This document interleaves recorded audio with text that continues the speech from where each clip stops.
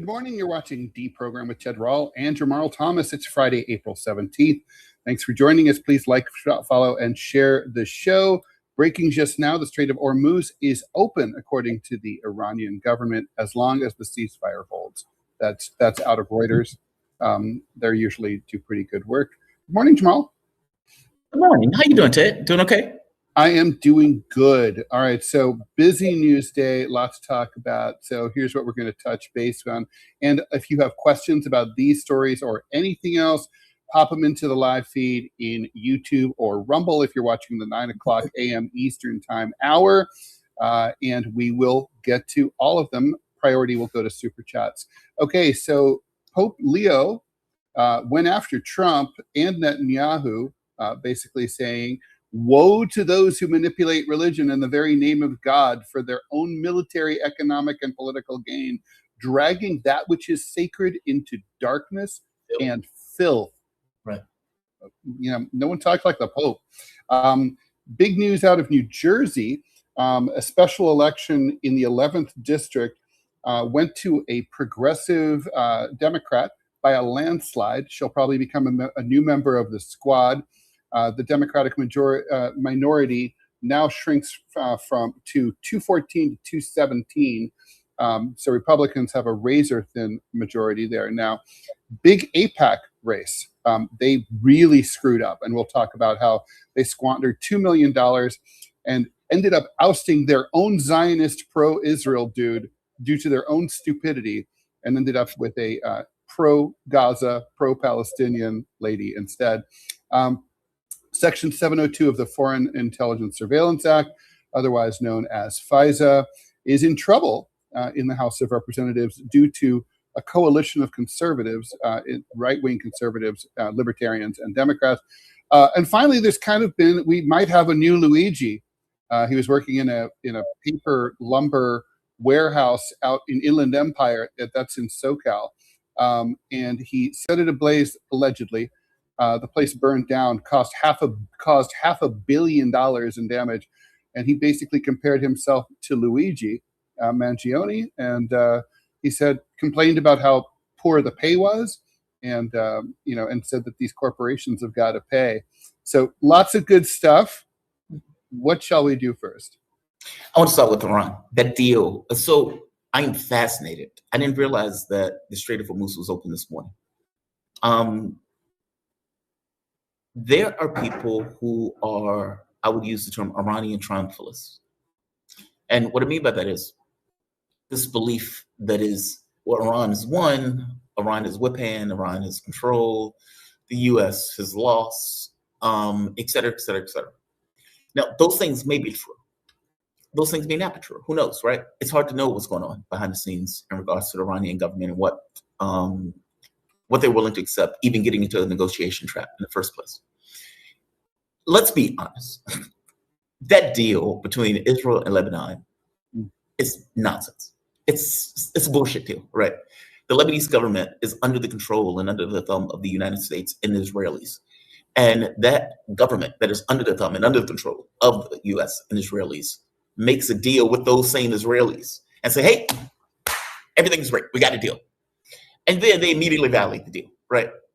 Now, the catch becomes, what does Iran do? Because Iran has staked its association and closeness with Lebanon as a factor in any kind of negotiation, any kind of deal that takes place. I think it bespeaks of something that a deal that everybody knows is nonsense between Israel and Lebanon, Iran is living off that to say, fair enough, you attended to the deal. We needed a ceasefire between these two parties before we could negotiate. But everybody knows the ceasefire is nonsense. So it's like, what does that mean for Iran that they're willing to accept this fake premise of a ceasefire in Lebanon and Israel? I mean, do you disagree with that? Give me your take on this. I'm curious.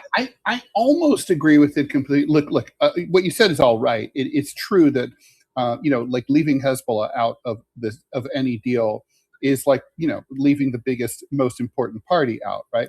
So that's true. However, Iran's been coordinating with Hezbollah in a way that they never have before, never as closely. So it's what it's looking like with the reopening of the strait under the ceasefire is that basically there's a de facto deal with Hezbollah. Mm-hmm. So the Iranians are letting this play out. They're saying, okay, we'll play nice here. We open the strait.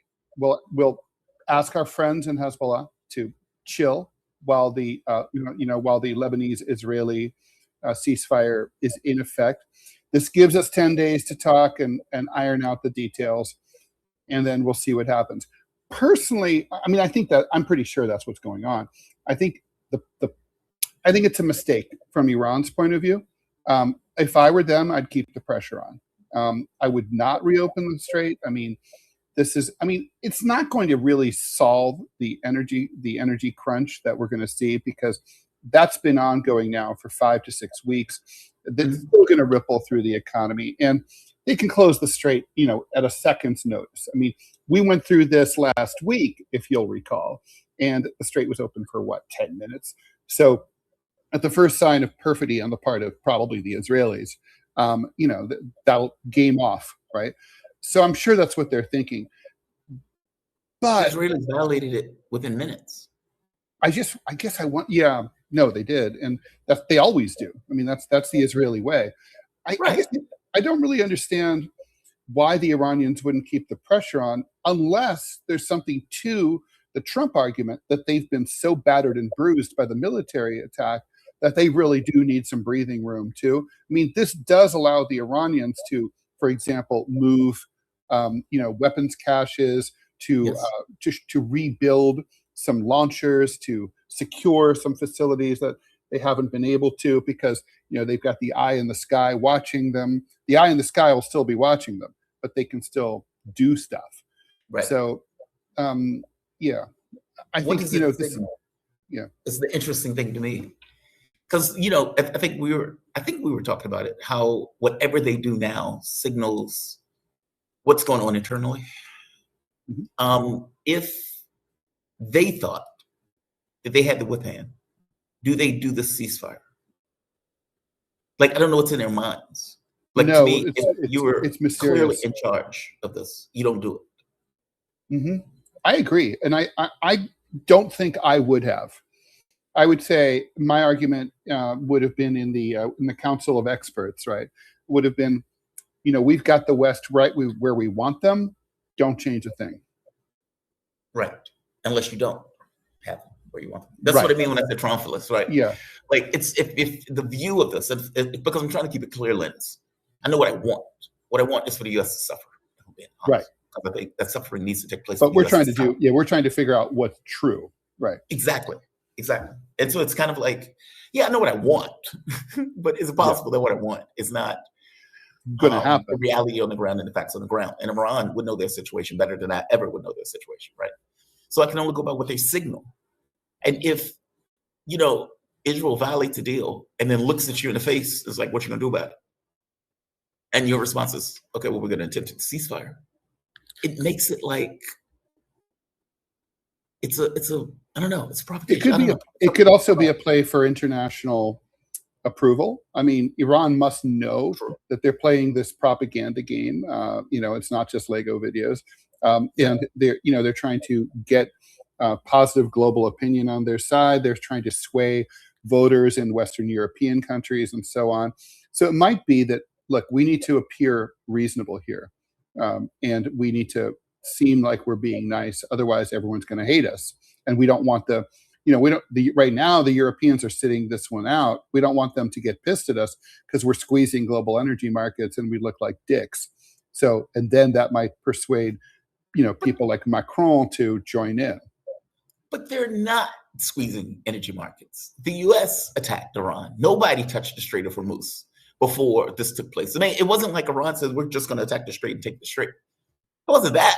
It was... Sure, but it's still their choice. I mean, they don't have to do it. I mean, Right, they could just die. Right. Quietly. It's not, exactly. It's not... It's like nonsense, right? I mean, it's absurd, but you know what I mean. Yeah, it's like the premise of it, right? It's like, hey, I need you to be more quiet as you die. As I'm joking the shit. Right? Don't cause so much trouble. Don't be so bitey. Yeah. I'm fascinated by this dynamic. I describe it like a wife beater.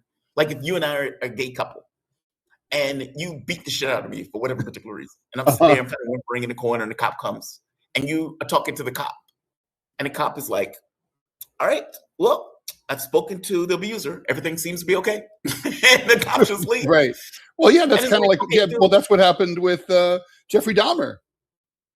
Yes. Right? One of his victims escaped, and the cops returned him.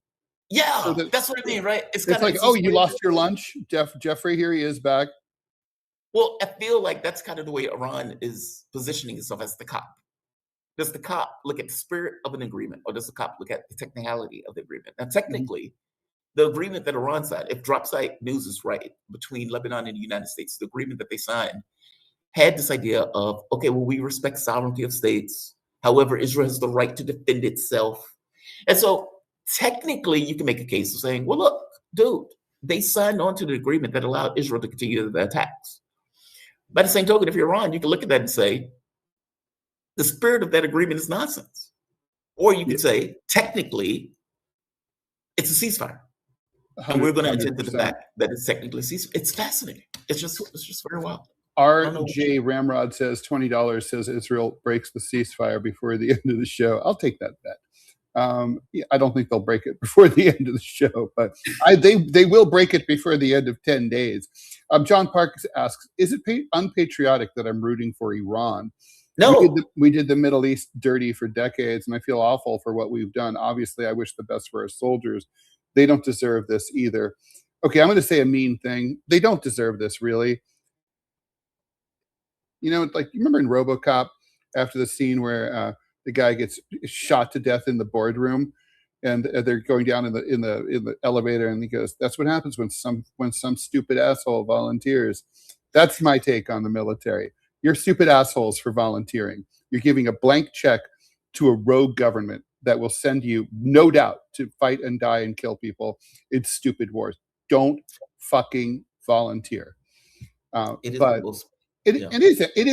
is unpatriotic. I don't care. I'm unpatriotic. No, I would take the opposite point of view. It is very patriotic. Like, it's not my look. If I'm telling you there's a fire in your establishment, I'm not the bad guy for telling you there's a fire in the establishment. Like, it's like, hey, dude, there's a fire over there. It's like, will you shut up about the fire? I am the one that's in all right for making that argument. It is the most patriotic thing in the world for somebody to point out that their government has gone rogue. No, I hear you. And like, look, we should lose because it'll, it's kind of like, we're on drugs. We're addicted to war, and maybe we need to OD and like almost die in order to like, cut it out and get scared straight. Java Joe, thanks for the $10 donation. There are images circulating in Iranian media of several U.S. soldiers captured during the pilot rescue mission. Do you give credence to these stories, or is it war propaganda? I guess I would want to see video of them talking. I think there's a 50-50 chance that it's real because, you and I talked about the reporting around this, the messaging coming out of the Pentagon, out of the rescue mission. It was radically inconsistent, made no sense whatsoever. They didn't account properly for the number of planes, the number of choppers, the number of personnel. None of it made sense. I think it's entirely possible the Iranians could have some POWs. It's possible. I mean, I guess the question becomes, why haven't they released videos? Mm-hmm. I mean, I guess the thing is, it is contrary to the Geneva Conventions to parade them on TV and make them talk. So they might not want to do that. Flanderina says Iran doesn't want their infrastructure to keep being destroyed. That's why Israel commits war crimes and doesn't care what the world thinks. They know the other side won't want it to keep happening. Pretty much, yeah. I mean, but is that, at what point does pragmatism and giving a shit about the world perspective gets in the way of you accomplishing your objectives as a nation? The U.S. doesn't care. Israel doesn't care. Iran knows that they've been attacked. The world sees that Iran has been attacked. It's like, dude, I understand trying to maintain a moral high ground. Yeah. Some comments. Just Zach Attacks is asking, hey, a general housekeeping question. If you guys considered adding the show to Spotify, I'm a college student and it's hard to get to the live show, but Spotify would be sick. Hey, I think the show is on Spotify. I'll double check that. Robbie, can you look into that? But we're on RSS, and RSS that distributes to Spotify, doesn't it? It should be. Okay, we'll look into that. But I know for sure. Yeah, I know for sure that it goes over to Apple. It should be streaming over to Spotify too, and also, I want to say it's also going to iHeartRadio. Yeah, and it should be on all of those things, Pandora, everything. But we'll check. Thank you for that. Let's see. There were a few more things. The interview with Professor Dan Fleming yesterday was an absolute barn burner. More of that sort of thing, please. I could not agree more. That was so interesting. We got, it's fascinating that this was about Baal. We've got to do that.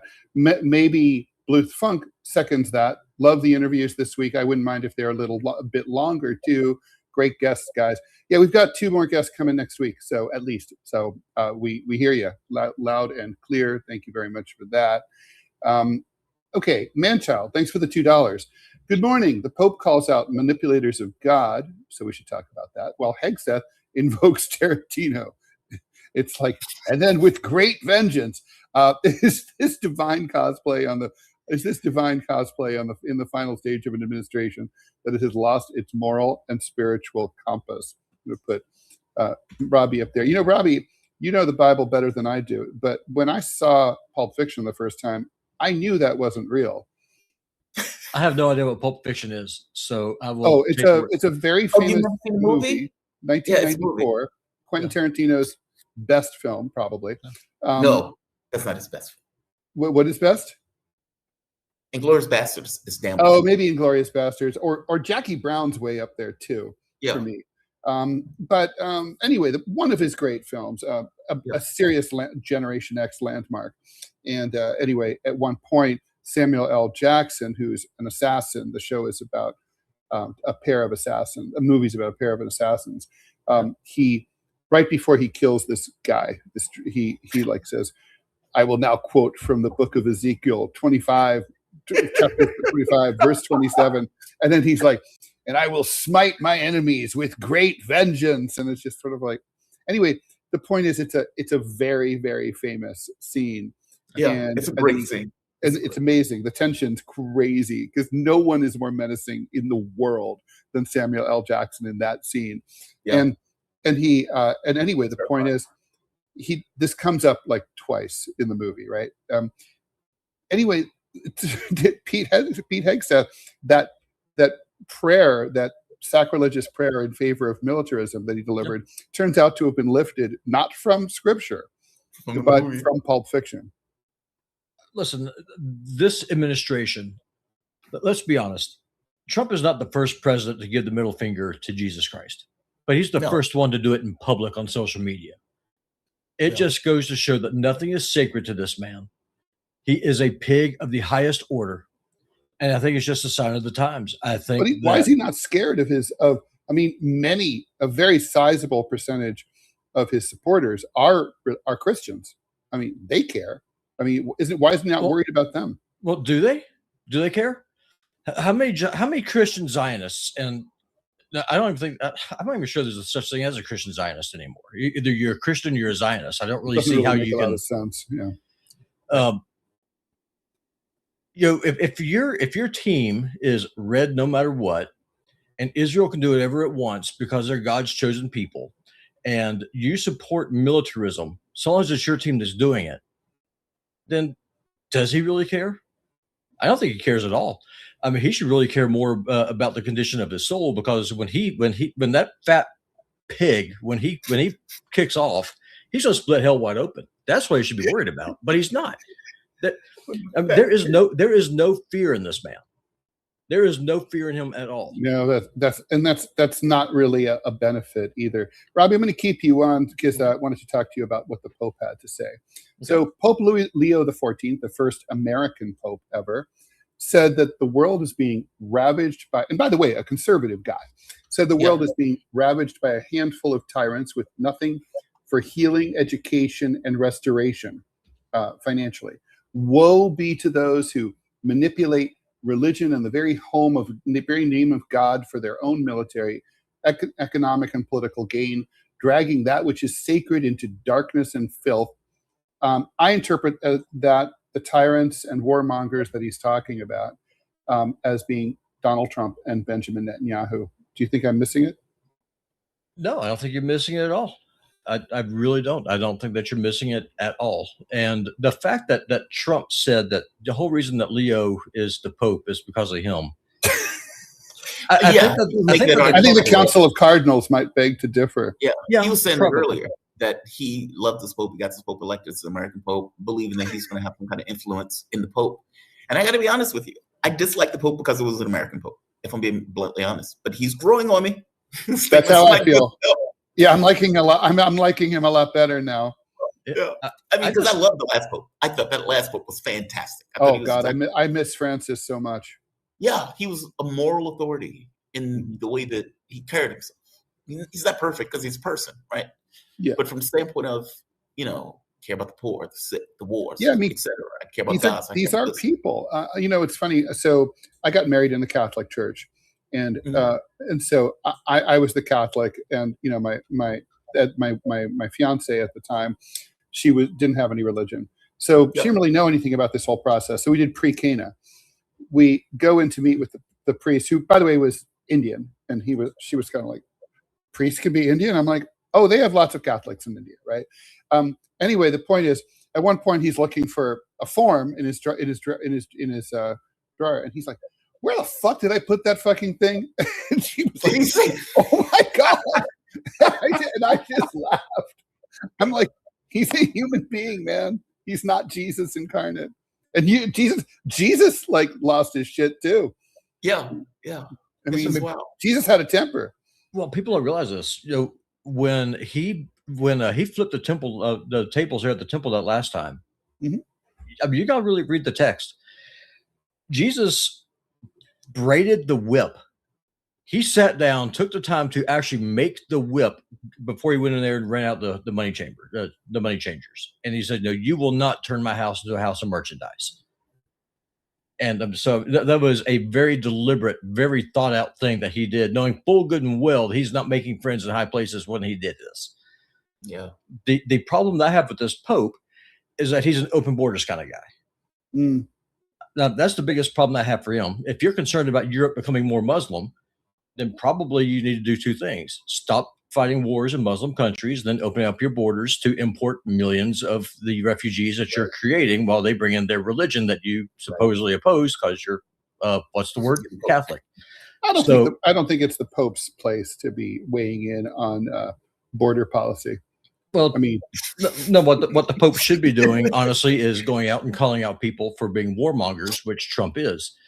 So, right, and that's what he's doing. And I think he has tremendous moral authority in this respect. I mean, if I woke up in the morning and and like I was told, hey Ted, the Pope is pissed at you, I'd be like, the who? What?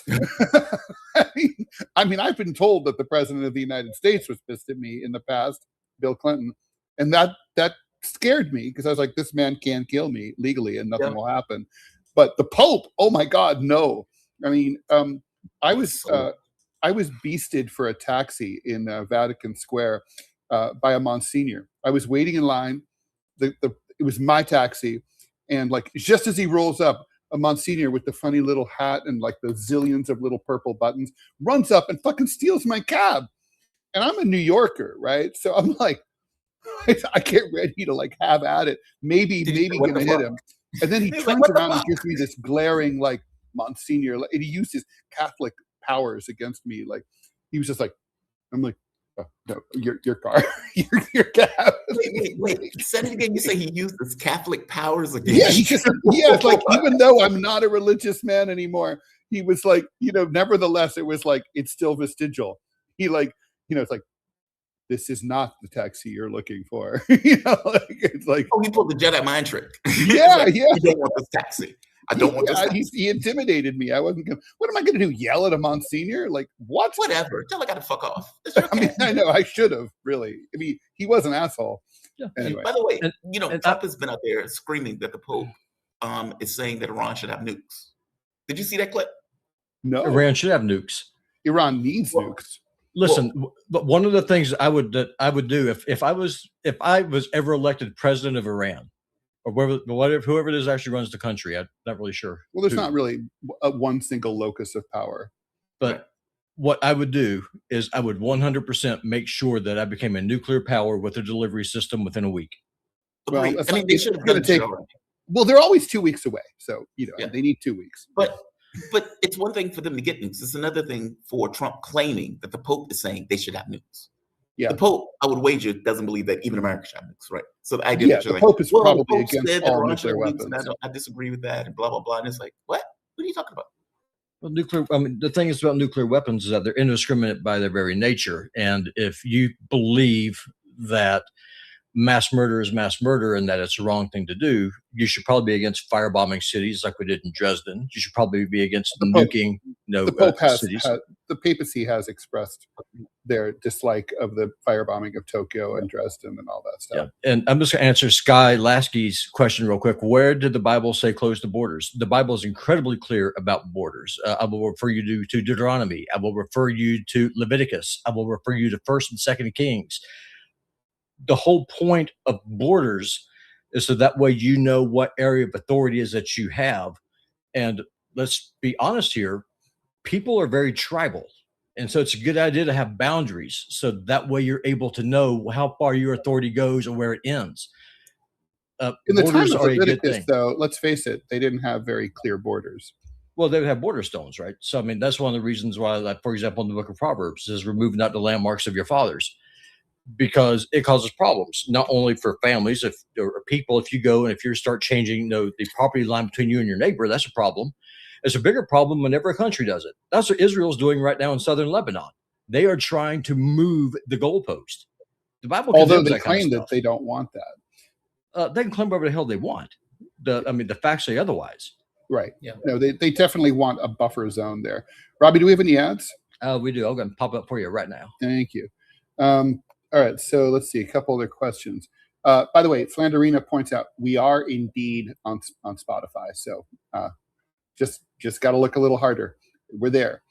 Sir Bikes a lot. Thanks for the for the $1. Good morning. About Kimberly-Clark, the revolution will not be organized. Let's talk about that as soon as we get done with this ad. Okay, they can cancel your accounts, freeze your cards, decide what you're allowed to buy, say, or support. Big banks and financial institutions have total control, and they use it. That's why financial independence matters more now than ever. Introducing Rumble Wallet, a wallet built for real freedom. With Rumble Wallet, you control your money. And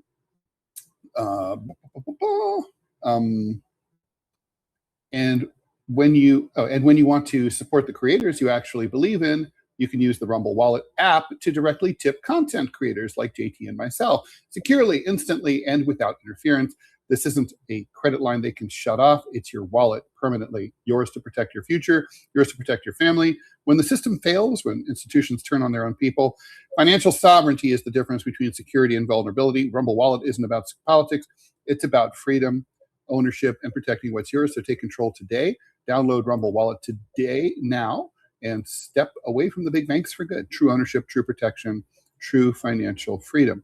So let's go over this story that the commenter is referring to. So this guy, Shamel Abdul Karim, 29-year-old guy from Inland Empire, that's east of Los Angeles, is accused, and it's important to point out that this is America, and even if you have a Muslim-sounding last name, you are innocent until proven guilty. Yes. He is accused of causing $500 million in damage by setting an arson fire back in the middle of the night on April 7th that completely demolished, burned to the ground, a 1.2 million square foot Kimberly-Clark distribution center in Ontario, California. Abdul Karim, who worked for a third-party logistics provider, not for Kimberly-Clark, allegedly filmed himself setting pallets of paper goods ablaze, So that's going to be a challenge for the defense there, according to the DOJ. Yeah, you think? If you're not going to pay us enough to fucking live, he says, at least pay us enough not to do this. Then he allegedly says, I just cost these fuckers billions. Luigi popped that motherfucker. A lot of people are going to understand. The cops are calling this the Luigi effect. I have to admit that as a Marxist, this stirs my loins. I'm very pleased about this. Environmentally, it kind of sucks. That's a lot of greenhouse gases, but it's a lot of timber that they're just going to harvest anew. But I'm actually surprised, Jamarl, that this doesn't happen more often. I mean, between all the people who work in Amazon warehouses, are treated like shit, paid really poorly. The working conditions are disgusting. People talk about there's no proper toilets. They have to pee in jars. We know they get paid like shit. And then obviously they're working for these billion-dollar, individuals like Jeff Bezos and billionaire corporations like Kimberly-Clark. I'm actually surprised that this shit's not happening all the time. But that said, I'm going to say I'm not going to, if I'm on Luigi's jury or on this guy's jury, that guy's walking. If I'm on Luigi's jury, he probably walks. And I know that sounds brutal and that sounds horrible because he didn't kill somebody, but see, I guess my thing is if something like this would happen more often, it wouldn't have to happen at all. And I know that sounds strange. If you had enough people to say, dude, these people are being maligned economically, and you got a certain political will behind it, you wouldn't need to do this. Nobody burns down a building because they want to burn down the building. They burn down the building because something is stirring in them. And I agree with you. As a lefty, the stuff, it stirs me. It's like bring on the revolution. That's what it feels like, right? It's like finally someone's doing something, But it's so. But it's not going to bring. It will not. Stop it's not going to do anything. But just get them prosecuted. That's all that's going to happen. Yeah. I guess. I mean, all right. Let's imagine a Fight Club kind of scenario, right? So let's just say, for the sake of argument, that this kind of thing happened every day, all across the country, and that the powers that be, I think it would be more effective, honestly, if people did this who didn't get caught. That would drive the powers that be insane. That would look like a resistance movement. It's like our stuff's going up, and we don't even have someone we can throw in prison over it. Yeah, it's like a fifth column or something. Yeah. But I mean, but whatever. Setting that aside, if that were happening every day, do you think it would just cause even more repression, or could it prompt reforms in the same way that the LA riots for a short time kind of prompted some reforms to the LAPD? So I think in the beginning it'd be repression, because I think, in fact, I know as a flat fact, under normal circumstances, their response to it is to be more brutal, more hawkish. It's the response. Often people don't just acquiesce. It's like you try to reposition. It's kind of like the blockade, right? Okay, our first thing didn't work. What's our fallback? It wasn't like, okay, the first thing didn't work. Let's just negotiate and throw in the towel. It doesn't make sense. Usually giving up is not the first response. Usually that's later down the line when you realize you can't do anything about what's effectively taking place. And also, if you had that many people willing to do that, do you have enough people for a political movement in and of itself where you don't need to do it? I guess my thing is, if that's happening every day, or let's say once a week, that's a movement behind the scenes. Why would you need to burn down buildings if you have that many people where you could change policy? True. No, I think I think that's, by the way, I've always, in Orwell's 1984, I always thought it was fascinating, the Emmanuel Goldstein figure, right? The party creates the resistance because there's no real resistance, but they feel like in order to give some hope, and this is also a way that they can trap dissidents, but they need to provide some hope. in the form of a dissident movement. Otherwise, this party will lose support. Mm-hmm. That's where we are now, where there's no Emmanuel Goldstein, right? It's not even like there is no hope at all for people who want to see meaningful change in the American political system. Voting will absolutely not get you there. Protests will not get you there, and nobody's protesting anyway. So I wonder if that's kind of like the seeds of its future demise, is the fact that they decided to crush dissent so thoroughly that they didn't provide us, there's no safety valve for people like us or Luigi to express themselves. I mean, when my career got off the ground in the 1990s, I mean, I had the same politics I do today, right? And people like me, and me included, regularly appeared in the New York Times opinion section. Right. In fact, my cartoons were literally the most reproduced cartoons of any throughout the 1990s in the New York Times. I was in, I was in Forbes, Fortune, Time Magazine, appeared regularly on CNN, MSNBC, Fox News. And the point is, it's not just me who's been expunged. Everybody who's got left-wing politics, they're not even allowed on MSNBC. I mean, so it's like there's no room. And I just wonder if that's building up the pressure that's going to explode. See, it's like there's no room, but there's an illusion associated with it, right? Because it's almost like, okay, we're going to remove left-wing thought. So lefties and those type of things, we're going to remove them from media. We're going to pull them away. We're going to get rid of the Donahues, the Jesse Venturas. We're going to get rid of all these people. And in place of it, we're going to put what seems to be a fake contest between left and right in regard to the boundaries of debate with Fox and MSNBC. So it's almost like you get this fake left, right, in lieu of the actual left, to make it look as if there's opposition. The Harlem Globetrotters. I mean, the Washington Generals associated with it. So it's almost like technically we've pulled people off the air, but we've given you this mirage of the left that we want you to pretend that's the left. Mm-hmm. And so when we have no kings protests, okay, that's a lefty rally. Mm-hmm. When people like you and I be like, far left, they call it. Yeah. And what they're talking about, the far left, is just this woke stuff, right? Like, well, we believe that even though this guy has a full beard and is 400 pounds and can bench press a truck. He's a hot chick. He's a hot chick. All right. And if you say anything about that, you're being racist. Yeah, if you think that's weird. Yeah. Yeah, is that right? And they say that's the left. And people like you and me are like, you're out your fucking mind. That's not. It's like, we're right here. We're right here. Hello. So I don't know. I mean, I do think there's going to be an explosion, but I think the explosion is going to come when people become non-complacent from pain.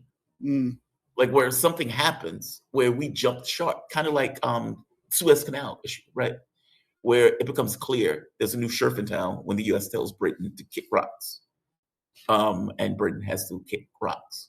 Well, then back then there was an internationalist movement, an international anti-colonialist, anti-imperialist movement. We had these colossus figures like Che Guevara and Fidel and Ho Chi Minh, and I mean, God, what the fuck? Things have really gone to shit. I know. Oh my God. We should probably talk about FISA, right? So betrayal. So tell us about the betrayal. All right. So the FISA thing, just for people to know, it's secret courts. Now, supposedly it's America. We believe in our court systems and stuff like that. So this idea of secret courts is kind of mind-blowing. But basically, they can construct the case behind the scenes without necessarily going through the typical court system in the way they would have to go to get a warrant. And so they're able to, and this is the whole Trump stuff, right? Where Trump is like, they were wiretapping me. I come to find out they did have warrants, at the very least going for people that were in Trump administration, where they were looking and surveilling them without necessarily giving them a heads up that they were being surveilled, or for that matter, that there was a warrant on them. They could do it. Now, what's wild, Trump made a big deal about this. Oh my God, I'm gonna get rid of FISA. I can't believe they're doing that. They're surveilling my campaign. Which, by the way, I was on Team Trump there all the way when he said Same here. I was like, he's right. He's obviously right. Like, meaning at the point where the evidence comes out and you realize. And just for the record, so what this is about domestic surveillance on U.S. citizens, right? And Yes. there's two kinds of it. There's like JT and I, both in the United States, we call each other, and then there's the kind where JT's traveling, he's in Germany, and he and I make a phone call, and he's considered a foreign individual because he's Yes. overseas, and I'm they here, will but I unmask. get, and I'm a domestic, and the thing is, under the charter of the National Security Agency, the NSA, I am not supposed to have my information scooped up by the NSA because they're only Right. supposed to spy on foreign individuals, and the issue at stake here is about that. Yeah, that's not the way it works in practice. I mean, Mhm. you have like unmasking, where they would say, "Hey, who is he talking to?" Just that, right?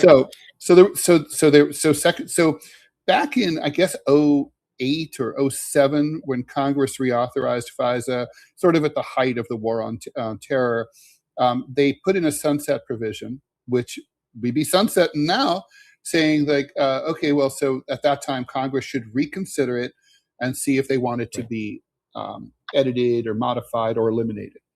It doesn't mean it has to be, but Trump is insisting that it be renewed word for word, and he's saying on social media, if you vote against this, you're voting against our soldiers and our police, and making America less safe. House Whatever. conservatives, right wingers, are like, they're libertarians. They're wary of government overreach, and so there's a split within the GOP over this. And of course, the betrayal involves, as usual, where betrayal goes to live, the Democratic Party. Yeah. I mean, it's wild. I mean, well, see, I would say the betrayal is the Republican Party. I have no belief, from my point of view, Democrats are perfectly okay with this, right? Democrats voted along with this. I haven't seen them with Trump. Well, the issue, I think the reason, what I'm calling betrayal, is that the idea that Donald Trump is behind this, when, if you remember, he was screaming bloody murder about the fact he that was a victim of it. Yeah, it's just wild. And so it's like, how are you? You get elected. This is like me becoming a member of the LAPD, and then I'm like beating up cartoonists on the street. Like, what? Yeah. It's very weird. Sense. It's like, why is Ted Rall beating the shit out of the cartoonists? Right? You should know better. It's like, hey, why are Israeli Jews, genociding people? They should know better. Yeah. Yes. It's that. Trump is not a child, so it's not like, a child being beat and then turn around and beats his own child. Mm-hmm. No, it's wild. It's a betrayal. I mean, all of those people in MAGA who effectively got on the side of, we got to get rid of FISA, here we are, another betrayal. Always. Yeah, no, it's very, very bad. And by the way, cops and stuff were using this to look up their wives and like just random stuff. Oh, like, yeah. It wasn't just foreign stuff that was taking place. Oh, I recommend people should really read about Edward Snowden's revelations again. Bear in mind, they're really old, right? That all happened in 2013. You can imagine how much more advanced NSA technology is since then, right? But even what we know at the time, he was talking about, and he revealed this, and the NSA never denied it. So we know it's true that CIA agents and NSA agents would sit in Fort Meade, Maryland, or in Langley, Virginia, and among other things, they would turn on our cameras on our laptops and on our television, our smart TVs, and they were watching Americans have sex, and they would record them having sex with their spouses. They did this all the time just because they were bored. They were recording it. I mean, it's disgusting, and it's like, it's out of control. Bob Lazar, one of the things that happened to him was they told him, by the way, your wife is cheating on you. They had been spying on him. Stop. Really? Yeah. They basically, they said, by the way, your wife is cheating on you with so-and-so. Like, meaning, like, they were like looking at his life in a way to like intimidate and all this other stuff. No, man, the powers that they have at their disposal is astonishing. I mean, like, literally, just it's worth reminding people, right? So we know from Snowden that every phone call is captured and recorded and stored on an NSA database in Nevada. Every single one. So you make a phone call. You make that call through WhatsApp or whatever. Doesn't make a difference. All recorded. NSA says their official statement is it hasn't been intercepted or listened to unless and until an NSA agent retrieves the call and actually listens to it. And I call that bullshit. Like, if I have the Sgt. Pepper's CD on my shelf and I never listen to it because whatever, I just be listening to the Kinks instead, I still own that. I still control it, and I could listen to it anytime I want. Okay. Yeah. And so, like, I have it, right? And they shouldn't have it. Every single wire transfer, every fax back then, I guess now medical people still be faxing. It's like even letters, right? There's the mail covers program. I encourage people to Google that, where the post office takes a photo of every camera, of every package and every letter and every bill that goes through the mail, and they keep it, and it goes stored. Every time you drive or anywhere, the license plate reader picks it up and feeds it into a national computer so that, like, the cops know where you go. That's how they know if Bob Lazar's wife is cheating. License plate reader program, right? It's like Easy Pass. It's like spying on you. I mean, it goes on and on. It's endless. All the I was on the New York City subway. There's running these ads now saying, with all these pictures of New Yorkers side by side, like in the photo, it's like every car is outfitted with a camera. We've got New Yorkers' backs. It's like, yeah, you've got our backs, all right, but you're also recording our faces all over the place, and you're going to use that for the cops, to round us up. It's terrifying. Yeah, it's disturbing, to put it mildly. I mean, that's the rub, right? The more technologically advanced you get, the easier it is to do that shit.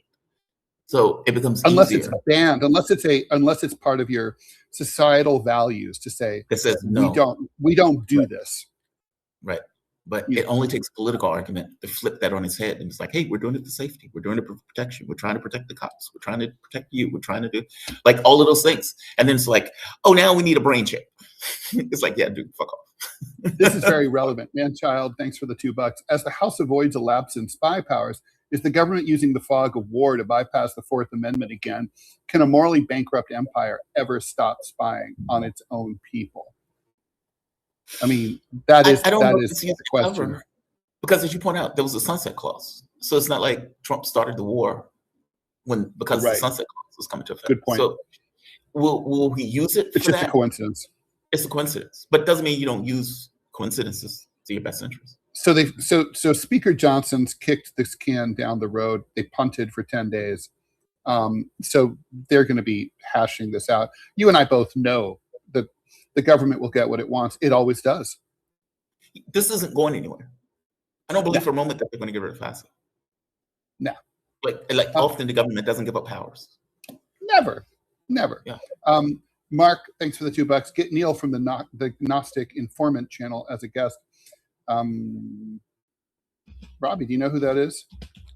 Not a clue, but I've got to do some housekeeping here real quick. Okay, I'll let you do that. Okay. And all right, well, we'll look into that. Also, by the way, if you guys, ever want us to have a guest, feel free to reach out to that person and put them in touch with us. We are easy to reach. You can get to me through my website. Arian Gordy, thanks for the $2. Good morning, fellas. Thoughts on the paramedics in Lebanon killed by Israel in disgusting targeted drone strikes? I still can't believe the international community hasn't considered them a terrorist state. What the fuck? They are a terrorist state, but they should be designated such, and they should be they're pariahs. I guess that'll be a nice segue to the AIPAC thing in New Jersey. But let's talk about that. I mean, the paramedics, and ambulance drivers have been targeted in Gaza. I mean, there's the ambulance drivers who were stopped at a checkpoint and then taken off and murdered by the Israelis. And the most horrifying thing is, like, there's a phone recording of one of them calling his father, and he said the IDF has stopped us. I think they're going to kill us. And they buried the ambulance, if I'm not mistaken. The ambulance and the bodies, with using a bulldozer. And it turned out that while they were being shot, some of them had their phones on record, and then the phones were retrieved later, so you can hear, like, the Israelis laughing as they're doing it. It's disgusting beyond belief. I mean, in a war full of disgusting events, that one stands out. Yeah, it's demonic in the truest sense of the term. Like and keep in mind, they do it because they can. Yeah. Which goes back to the Iran thing. Like, so it's like, okay, so you guys are going to violate a deal remorselessly. Do we accept the technicality of the deal? Do we accept the spirit of the deal? The spirit of the deal is that the Lebanese government can never negotiate in real terms because the Lebanese government is not a real government in the way that we think of governments. No. And so it's like, do I accept that, though, as a technicality if I'm Iran for hashtag reasons? Or do I feel some kind of way about the spirit of it being violated? I mean, for God's sake, they just murder. Like, you murder paramedics because you don't want the ability for hospital services to get people and rescue people. Under that logic, it makes sense. It's just disgusting. It's the human equivalent, right? You don't want humans. You want to kill everyone. You don't want there to be any survivors. So Right. That's why you can't have medical care. It's the same way as like how the IDF has special contingents of soldiers who go into areas that have been carpet bombed, and then they demolish the buildings that partly or in whole survived, so that there's literally nothing left, nowhere for people to go back to. Right. And people deny it's genocide. JT, we've got to talk about this election in New Jersey. Yes. Normally, I don't pay a lot of attention to these sort of bellwether races or anything, but we're looking for tea leaves to read as we go into the midterm elections, assuming that they take place. And this one seems to continue the trend of Republicans getting their ass kicked, but this one's super interesting because of the AIPAC connection. So what we're talking about here is a special election in New Jersey's 11th district, where the major city is Morristown, New Jersey. This is about 45-minute drive west of New York City. So Analilia Mejia was the overwhelming winner. She's a big lefty progressive. She defeated her Republican opponent by nearly 60% to 40%. So this is a landslide win. And there was the incumbent Democrat is a guy named Tom Malinowski. Now, this is where things get interesting. So Tom Malinowski was primaried out by AIPAC. And basically, he's a self-described Zionist. He, however, wanted there to be conditions on aid to Israel. In other words, I'm for aid to Israel. I'm all Team Israel all the way. I love Bibi Netanyahu. He's awesome. But there should be certain conditions. We shouldn't be just sending a blank check to Israel. But he's like self-described Zionist. For AIPAC, that was not good enough. They went in and they used some fake name. They dropped $2 million into this local race, and they got him primaried out. Oh, well, the law of unintended consequences. And so he would have been reelected handily, and Republicans would not have lost a seat, and Israel would not have lost a supporter. Instead, they now have a pro-Palestinian, anti-AIPAC lady.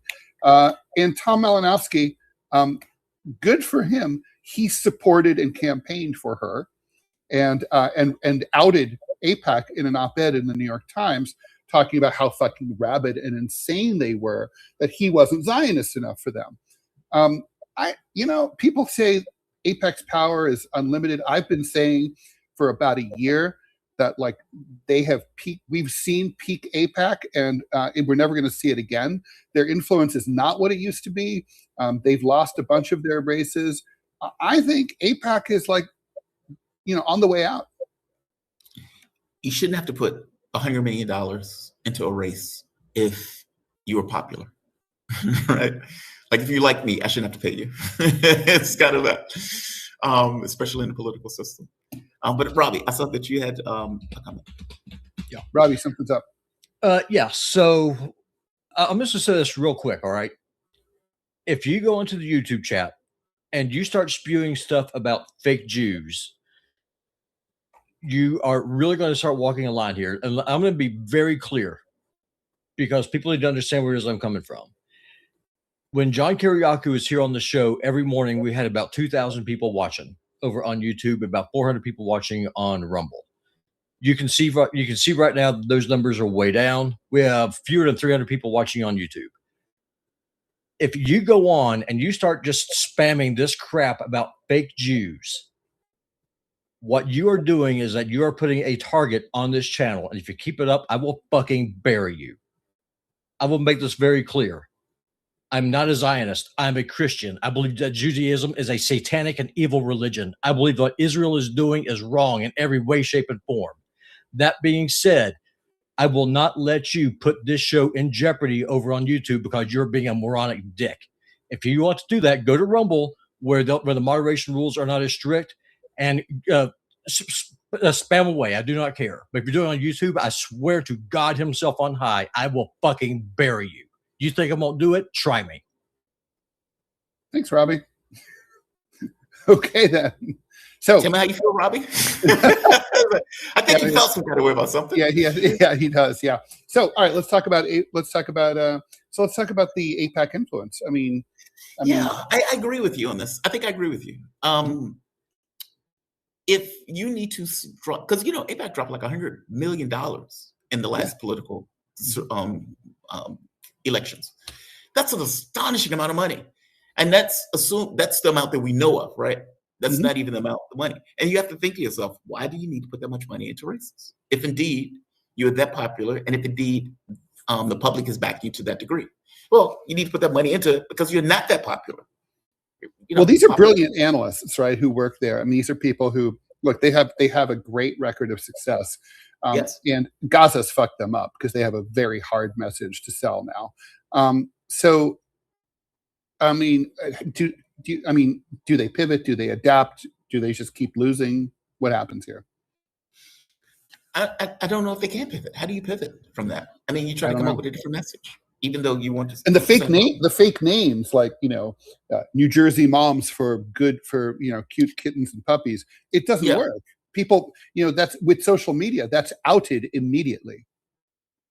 Well, and people like Cory Booker, who there's this video of Cory Booker where he's talking about African Americans in the AIPAC, or let's say African Americans in Israel. And his argument is, well, you got to get them when they're very, very young. That way you can orient them around. Basically, you can groom them into being genocidal supporters, that type of stuff. And that blacks tend to not be genocidal supporters because they want to. No. Yeah, for obvious reasons. Yeah.